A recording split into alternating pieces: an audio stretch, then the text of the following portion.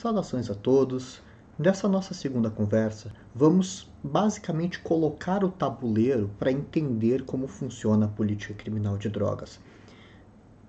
Uma das nossas formas de observar as transformações do sistema penal ao longo do tempo é situá-la a partir dos ciclos econômicos.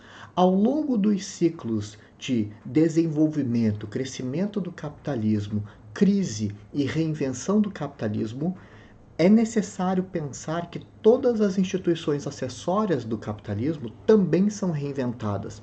E basicamente a história da modernidade deve ser entendida como a gradativa passagem do Estado de uma posição de comando da economia para uma posição de subserviência, para uma posição de suporte. Então, basicamente, o nascimento do capitalismo e o seu desenvolvimento ao longo dos séculos é essa gradativa passagem do Estado para uma posição de suporte, para uma posição de apoio ao desenvolvimento econômico.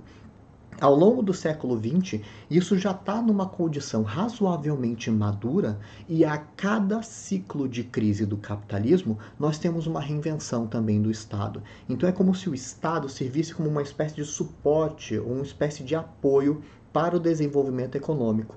E do mesmo modo que a economia ela vai se desenvolvendo de forma cíclica entre ciclos de crescimento, crise e reinvenção, e o capitalismo ele é razoavelmente bom em se reinventar, em conseguir pegar os seus elementos, reinventá-los sem necessariamente tocar nas contradições fundamentais, o Estado está ali no meio de tudo isso, como um espelho dessas mesmas relações capitalistas. Então o Estado acaba funcionando como um suporte para a economia. E dentro do Estado nós temos várias ramificações de atuação dele. Existem vários braços do Estado que suportam esse funcionamento. Ao longo da saída da Segunda Guerra Mundial, uma das características das economias centrais foi reinventar o Estado com um papel primordial em manter o consumo dos trabalhadores. Um dos principais problemas que desencadeiam a crise de 20, dentre outros, é a crescente relevância para o consumo da classe trabalhadora. Ou seja, quando você vai acelerando numa escala cada vez maior a produção, você precisa realizar esse valor, precisa realizar aquilo que é produzido vendendo. E o consumo do trabalhador se torna cada vez mais relevante nesse contexto. Num contexto de exploração praticamente sem limite do trabalho, ou seja, antes das legislações trabalhistas, você tem um problema profundo porque você consegue produzir numa escala acelerada, consegue produzir mercadorias e muito valor nesse contexto, mas você acaba não conseguindo realizar. E isso gera o ciclo de crise que só consegue ser estabilizado a partir de um modelo keynesiano de economia. Ou seja, o Estado precisa intervir na economia como uma espécie de manutenção da capacidade de consumo do trabalhador. E aí que vem políticas econômicas como de previdência, de ensino público, saúde pública, porque trabalhador doente não produz, então é necessário externalizar também esses custos, e o Estado assumindo essas políticas sociais, essas políticas positivas de prestação de serviço, nada mais faz do que colaborar com o crescimento econômico, ou seja, dar uma mitigada como uma espécie de válvula de escape que mantém a capacidade de consumo do trabalhador, ou seja, o trabalhador estava sendo explorado de forma tão profunda que precisou se aposentar por invalidez antes da hora, ele pelo menos continua consumindo porque vai ter alguma forma de aposentadoria. Precisou se afastar por doença, algum tipo de licença, maternidade ou paternidade, mesma lógica. Precisou se aposentar depois de trabalhar por 30, 40, 50 anos seguidos, também vai ter a sua capacidade de consumo a partir de sistemas de aposentadoria. Então, entendam estas relações econômicas e políticas de Estado de bem-estar social como uma política de suporte do desenvolvimento econômico, uma política que vai mitigar alguns conflitos que eram muito mais aprofundados antes da sua existência, que inclusive estão por trás das crises experimentadas no início do século XX e que também estão relacionadas com duas guerras que acontecem na Europa e o deslocamento do centro econômico para os Estados Unidos. Só que Chega um determinado momento do século passado, mais especificamente ao longo dos anos 60, conforme se começa a exportar os espaços produtivos, quando o desenvolvimento tecnológico permite, do ponto de vista logístico, tecnológico, que jogue os espaços produtivos para outros países, onde a legislação trabalhista é menos dura, como nos espaços de estado de bem-estar social, onde se pode explorar sem grandes limites. E esta mercadoria produzida lá pode ser exportada de volta para as economias centrais. Esse consumo do trabalhador local se torna cada vez mais irrelevante. Ou seja, você consegue jogar a produção para um espaço onde se explora muito e realizá-la em outro espaço do globo. Jogar para outro país a realização e o consumo, enquanto a produção é separada do espaço, ou seja, nacional. Então, não confundam o Estado-nação como se fosse uma unidade econômica. É isso que leituras como o Sistema Mundo e outros que vão trabalhar com essa dimensão de colonialidade, questão da teoria da dependência, eles vão dizer, olha, não é possível entender a economia limitada ao espaço nacional. Ela transita entre fronteiras e, ao longo do século XX, esse mecanismo, esse funcionamento vai aprofundando. Então, quando você chega na crise dos anos 70, você já tem o cenário basicamente instalado aí. Ou seja, é um cenário em que este consumo do trabalhador está se tornando cada vez mais irrelevante. Então, o que nós temos nesse contexto de perda de relevância é basicamente a obsolescência das políticas de estado de bem-estar social. Você não precisa mais dessas políticas para o trabalhador local nessas economias centrais, porque o consumo dele já não precisa mais cumprir toda essa relevância. Você consegue realizar em outros espaços centrais essa produção feita no Sudeste Asiático, nas montadoras latino-americanas, ao longo de todos esses anos, 40, 50, 60. Ou seja, conforme essas indústrias vão sendo exportadas para outros lugares para a questão da produção, a realização vai também ser reinventada e a crise gerada nos anos 70 por causa desse fenômeno tem como resultado exatamente a obsolescência das políticas de Estado social. Ou seja, você não precisa mais. Você consegue pegar as questões de saúde, as questões de educação, as questões previdenciárias e tantas outras importantes para a economia dos anos 40, 50 e 60, nas economias centrais, e você consegue simplesmente desmantelá-las. E é esse o processo que começa ao longo dos anos 70 e dos anos 80. Mas lembrando, o Estado, ao se reinventar, ele acaba também se reinventando do ponto de vista da segurança.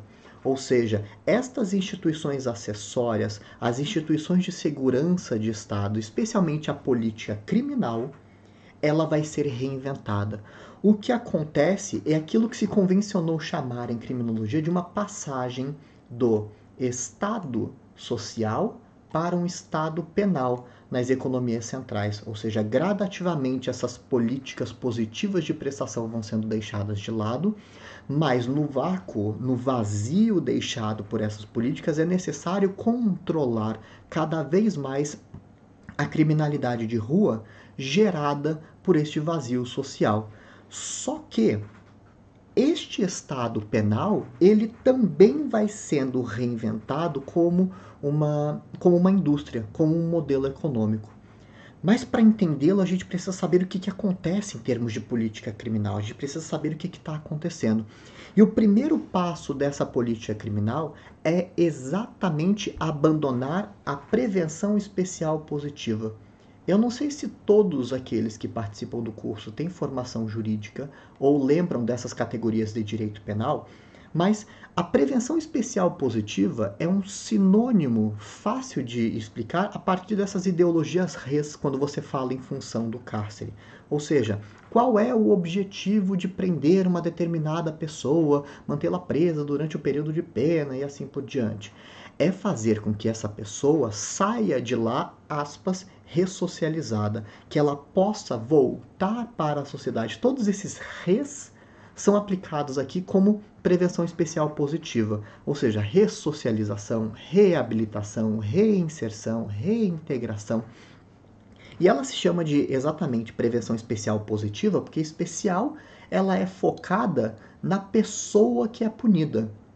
E positiva no sentido de que não é mais necessário neutralizá-la, não é mais necessário uma intervenção ativa sobre ela. É como se você fizesse uma política educacional e a pessoa, depois de disciplinada, pudesse reproduzir os símbolos que aprendeu sem a necessidade de uma vigilância constante. É como se ela fosse o seu próprio controle. E essa reinserção, essa reabilitação ao longo de toda a história da pena é basicamente sinônimo de conversão daquele pequeno criminoso de rua em trabalhador. É para ele essa política, ou seja, é para aquele que está excluído dos espaços produtivos formais, ele deve ser colocado nele, ele deve ser ensinado, ele deve ser transformado em trabalhador. Só que, ao longo de muitos anos, estas políticas de prevenção especial positiva são criticadas profundamente. Elas são ditas que não funcionam. E tem uma novidade nesse momento histórico. Ao longo dos anos 70, as pessoas começam a entender isso. Inclusive as instituições oficiais de controle. A novidade não é que essas políticas de prevenção especial positiva, essa reinserção, reabilitação, etc., não funcionem. A história da pena é a história da falha das suas funções declaradas, e esta não é diferente. A diferença aqui é que ao longo dos anos 70 para frente, as próprias instituições oficiais fazem este abandono. Significa, elas mesmas, as próprias as instituições de Estado, param de falar que vão ressocializar. Significa dizer, nós não prometemos mais a ressocialização, a gente sabe que não funciona, então a gente não vai nem se estressar em cumprir essa função. Não serve mais o cumprimento dela para ressocializar. Então, se a gente não promete mais, a gente não pode ser mais acusado de que estamos falhando com a nossa promessa, porque a gente não promete mais.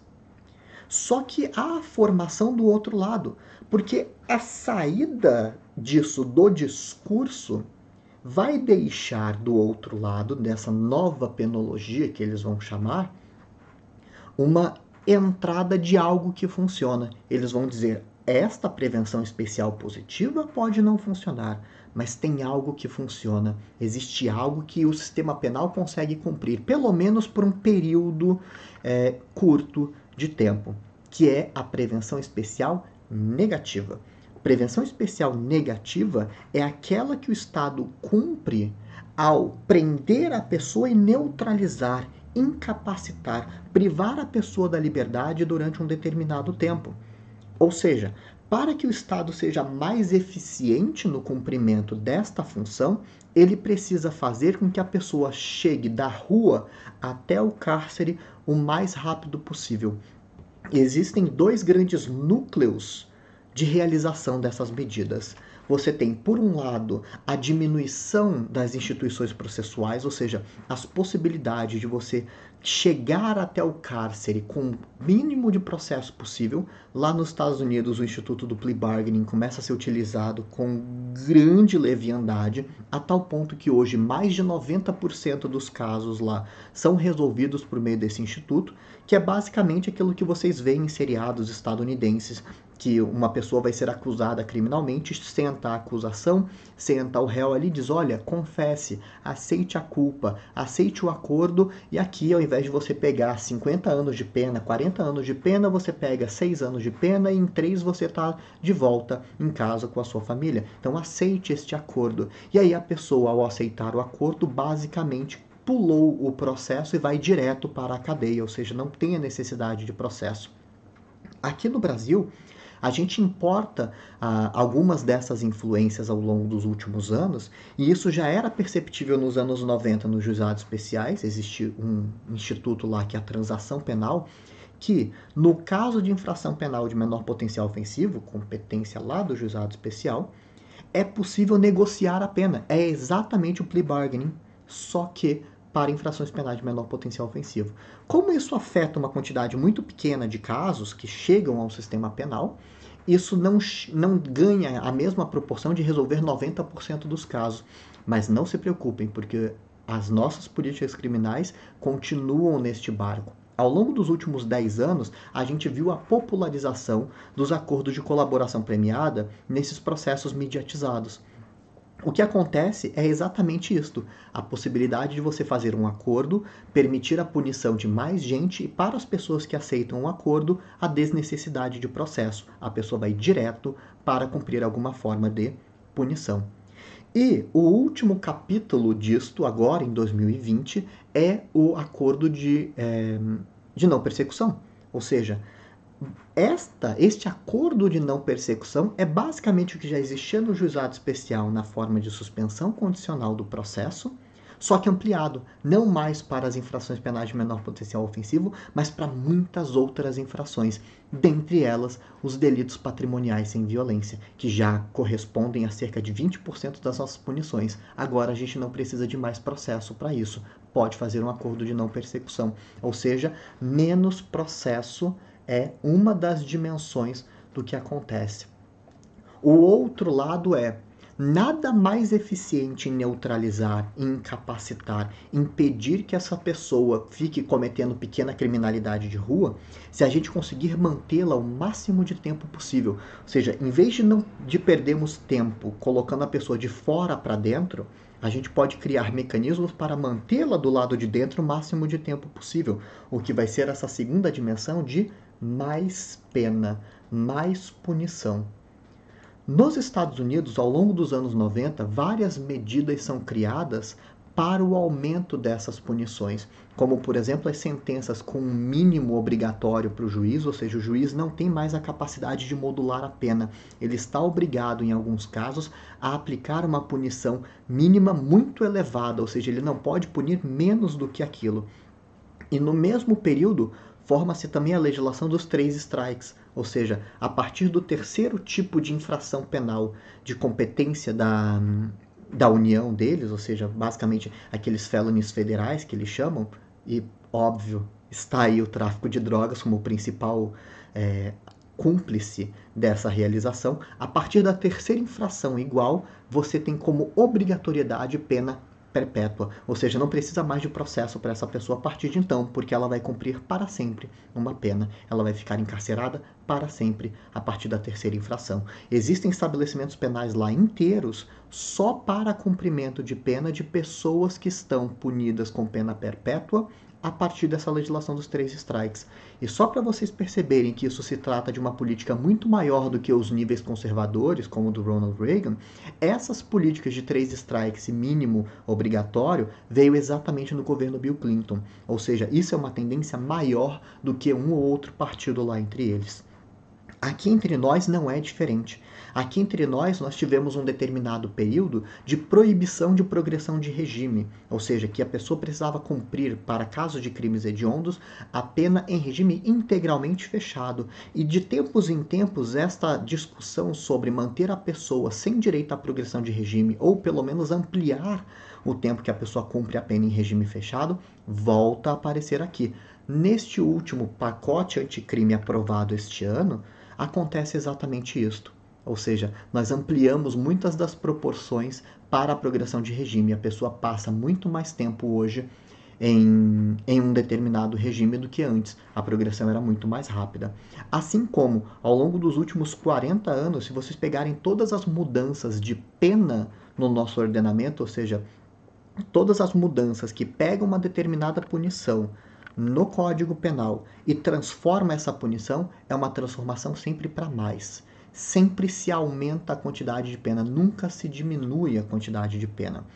E muitas delas são convertidas em algumas modalidades delitivas que também geram alguns malefícios adicionais, como, por exemplo, conversão cada vez mais de condutas em crimes hediondos que mantém a pessoa por mais tempo dentro de um determinado regime. Ou seja, aqui no Brasil também nós fazemos este processo de ampliação da quantidade de pena. Então, diminuição do processo e ampliação da pena é a palavra de ordem, porque o objetivo aqui é manter a pessoa encarcerada pelo máximo de tempo possível e fazer com que ela chegue no cárcere o mais rápido possível.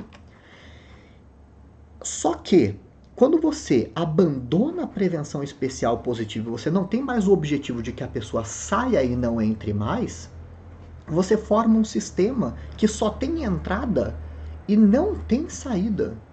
Ou seja, basicamente você está colocando sempre mais gente para dentro e aquelas que estão dentro tendem a permanecer ainda mais tempo dentro, o que significa que você tem uma demanda sempre crescente, você tem um aumento sempre em escala ampliada desta população carcerária. Ou seja, você está sempre prendendo mais em escala cada vez mais acelerada, menos processo e manutenção de pessoas pela pena por mais tempo.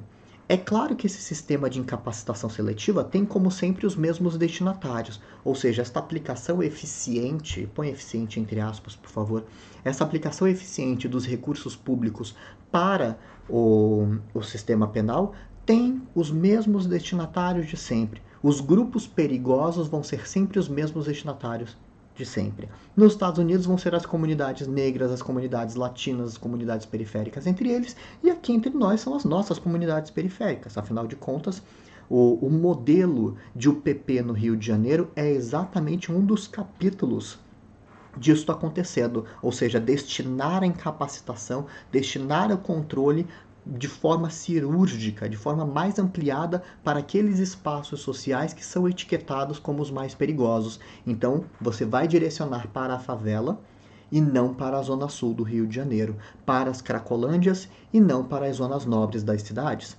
E no meio de todo esse furacão, a política criminal de drogas. Então, este sistema que vai simplesmente crescer, simplesmente vai acumular presos, vai significar uma indústria muito florescente. Você vai ter sempre uma necessidade maior de investimentos nessa área. E, obviamente, as indústrias que trabalham com o ramo da segurança, produzindo as viaturas policiais, produzindo o cárcere, produzindo o arsenal de vigilância, produzindo as armas, produzindo os coletes balísticos, produzindo os sistemas de vigilância, produzindo os aparelhos para processo e assim por diante. Ou seja, tudo isso vai precisar sempre de investimento crescente. Então, aqueles mecanismos de acumulação que nós vimos na conversa anterior vão ser aprofundados para a indústria de segurança. A indústria de segurança se torna na galinha dos ovos de ouro pós anos 70. E vamos ver as características que elas geram aqui, nesta demanda sempre crescente. Esta indústria vai incorporar um arsenal, um aparato de capital produtivo que estava em declínio num determinado momento histórico. Lembrem-se que exatamente aquela virada dos anos 60 para os anos 70 nos Estados Unidos coincide com dois fenômenos sociais lá entre eles. Coincide, em primeiro lugar, com a luta pelos direitos civis dos negros e, em segundo lugar, com o declínio das políticas bélicas dos Estados Unidos do lado de fora do país deles, por exemplo, crítica à guerra do Vietnã. E aí, como forma de combater os movimentos contraculturais, os movimentos artísticos, os movimentos relacionados ao uso de drogas como forma de protesto, de resistência ao Estado, os hippies, as comunidades alternativas, etc., de um lado. Do outro lado, as comunidades negras, tradicionalmente associadas ao tráfico de cocaína e à forma de crack, ou seja, a cocaína como crack, nessas mesmas comunidades, você consegue fazer o controle dos dois, ou seja, os controles dos movimentos insurgentes dos negros e os movimentos contraculturais. Você consegue fazer uma associação deles com a droga, e ao fazer a associação deles com a droga, você traz a guerra para dentro.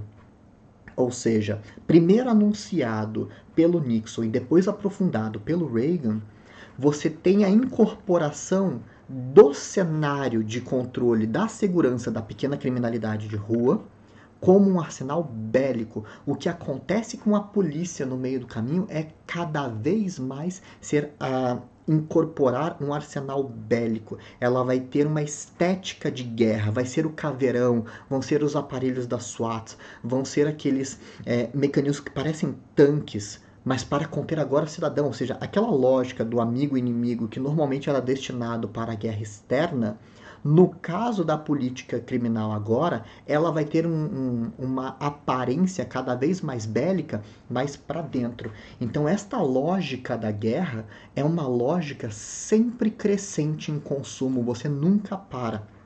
O inimigo só pode ser neutralizado.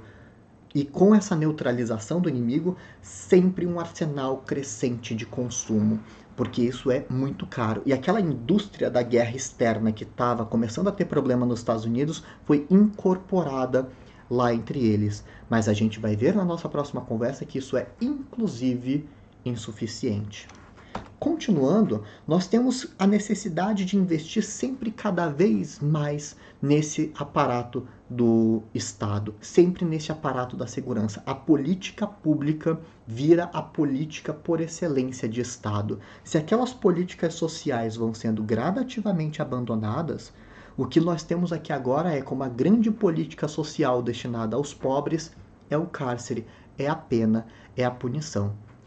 E isso sempre em escala crescente, porque, como a gente viu, a gente abandonou de forma declarada também a prevenção especial positiva. Então, agora a gente está sempre tendo uma população carcerária crescente, porque está sendo sempre encarcerada em escala acelerada e, como tal, demanda sempre mais investimentos. Só para vocês terem uma ideia, ao longo dos governos FHC 2, Lula 1, Lula 2 e Dilma 1, só para vocês verem que isto é algo que transcende partido, você tem um aumento por ano de 10 bilhões em todos os estados somados no investimento de segurança pública. E pensem que a política de segurança, ela é, no caso do Brasil, basicamente estadual. E ao longo de todos estes 16 anos aí, nós tivemos uma rotação entre todos os estados de vários partidos. Essa tendência é maior do que um ou outro partido. E a cada ano, todos os estados somados têm o seu orçamento crescendo em 10 bilhões de reais. Então, se no ano de 98 você tinha 10 bilhões investidos em todos os estados para segurança pública, no ano de 99 são 20 bilhões, em 2000 30 bilhões, ou seja, nós temos uma escala crescente, nós temos um gráfico sempre crescente de investimento na segurança pública, porque isso é um mercado que não para de engolir. Com este modelo que simplesmente encarcera o mais rápido possível, por mais tempo e sem o objetivo, inclusive declarado, de fazer qualquer tipo de política para evitar este ciclo de encarceramento, você tem sempre a demanda crescente por consumo de arsenal de segurança, tanto nas polícias, militar e civil, como durante o processo, o Ministério Público, as organizações coletivas entre polícia e Ministério Público, a militarização das guardas municipais, que cada vez mais começam a ingressar no controle das drogas e vão cada vez mais abandonando aquela função tradicional de polícia administrativa para ser cada vez mais uma polícia de segurança. Então você tem um arsenal sempre crescente para poder aparelhar essas instituições de Estado. Mas mesmo assim isso não é o suficiente, porque o crescimento do capitalismo depende que esta acumulação seja sempre crescente. Em cada ciclo é necessário sobrar um valor extra e ser acumulado. E aí no ciclo seguinte mais, e no ciclo seguinte mais. Chega uma hora que o orçamento público não dá conta. Ainda que a gente esteja nesta curva crescente de investimentos na segurança pública, a gente ainda não parou de aumentar isso, mas isso ainda é insuficiente para consumir essa indústria da segurança. E aí, ao transformar o mercado da segurança em mercadoria, ou seja, a segurança se torna uma mercadoria, é necessário sempre uma vontade crescente de insegurança. Ou seja, junto com esse arsenal, para poder justificar este crescimento, é necessário que haja sempre em paralelo uma sensação de insegurança. É necessário que as pessoas estejam sempre se sentindo mais inseguras. E quem alimenta isso é o mercado da informação. Ou seja, você tem uma explosão ao longo das últimas décadas do jornalismo policial e as informações não verificadas. E as informações produzidas em escala industrial. Ou seja, cada dia você tem uma compilação de casos grotescos narrados, só que esses casos grotescos novos são sempre os mesmos casos. Analisem as estéticas desse mercado da informação do jornalismo policial e vocês vão ver que as histórias são sempre as mesmas. São histórias simples, são pessoas unifacetadas, ou seja, as pessoas que cometem crimes e que aparecem como criminosos nesses espaços são sempre a representação do mal. Elas nunca têm família, elas nunca têm alguma coisa boa para representar, são sempre a representação do mal. A vítima, por outro lado, é sempre a representação do bem. Não existe vítima que tenha algum tipo de conflito, não existe vítima que tenha colado em provas nas faculdades, não existe vítima que tenha problemas familiares, não existe vítima que faça mensagem de ódio nas redes sociais. A vítima é sempre a representação do bem. E aí, com essa narrativa de bem versus mal, aparece o grande mocinho para poder salvar as pessoas quando da violência do criminoso, que é a representação do mal. E aí você tem as notícias sempre terminando com um final feliz ou um final triste. O final feliz é quando o bandido é capturado e ele não é colocado em liberdade, ou seja, a polícia prendeu e o judiciário não soltou. No caso da notícia com final triste a pessoa foi presa e foi colocada em liberdade ou a pessoa ainda está foragida. Porque não importa, não precisa de investigação, não precisa de processo. É fácil a solução com esta pessoa que é unilateralmente, unifacetada. O mal, ela simplesmente é punida. E todos os dias você tem uma história nova com esta mesma narrativa. Então, no final das contas, abrir o jornalismo policial é sempre ver a mesma história, só que com caras diferentes. E você tem um mercado para consumir isso. Você tem um mercado para consumo dessas notícias. E o resultado é um incremento da sensação de insegurança. O que tem do outro lado dessa sensação de insegurança? O crescimento do discurso público penal sobre a segurança, ou seja, todo político que quiser se eleger precisa se eleger aumentando o discurso punitivo, porque senão ele não é eleito, não forma maioria para a eleição. O discurso populista acaba virando uma necessidade para se lidar com esse espaço político. E do outro lado, você tem o crescimento do mercado da segurança privada. Ou seja, nas cidades, especialmente as grandes capitais, se você transitar pelas várias ruas de bairro, você vê várias placas de empresas de segurança privada contratadas para a fiscalização do lugar. Ou seja, faz-se uma espécie de pacote para toda a comunidade, para a rua, etc. O vigilante passa com a moto fazendo um apitinho para mostrar que ele está passando e fiscalizando. Tem ali uma câmera ou algum tipo de coisa que você pode acionar remotamente um alarme e essas empresas de segurança privada vão até o local, fazem algum tipo de intervenção, especialmente quando os proprietários estão viajando, estão fora, estão deslocados. E o que acontece ao longo deste tempo é que este mercado da segurança privada cresce mais do que a segurança pública. Ali em torno de 2008, 2009, nós temos a passagem de números de vigilantes privados sobre as polícias militares, ou seja, nós temos desde então, ou seja, há mais de 10 anos, e essa escala não para de crescer, o número de vigilantes privados maior do que a quantidade de pessoas envolvidas com o aparato de segurança pública ostensiva. Ou seja, isto é um mercado também de demanda crescente, porque associado a esse sistema com inputs sem output, você tem sempre uma demanda crescente por criminalização. A visibilidade por meio deste mercado de informação também faz com que as pessoas sintam a necessidade disso, e aí junto a segurança privada cresce. Então este mercado da segurança é um grande espaço de prosperar, ele prospera muito nesta reinvenção pós-anos 70, tanto lá fora nos Estados Unidos, como aqui entre nós e tantos outros países também que adotam este mesmo modelo, este mesmo discurso, esta mesma sequência. Só que tem uma peça nesse tabuleiro que está faltando, da qual a gente ainda não falou e que nós vamos precisar falar nas nossas próximas conversas, que é exatamente a política criminal de drogas. Não é possível entender todo este fenômeno, não é possível entender como funciona toda essa mudança sem colocar no centro do furacão a política criminal de drogas. A política criminal de drogas é essencial para essa passagem, para essa mercantilização do sistema penal numa escala cada vez maior. Porque, de um lado, nós temos o controle formal do sistema penal e, do outro lado, nós temos uma indústria capitalista da droga que cresce muito mais do que a capacidade do Estado de reprimir isso. E nós vamos ver como isso funciona ao longo das nossas próximas duas conversas.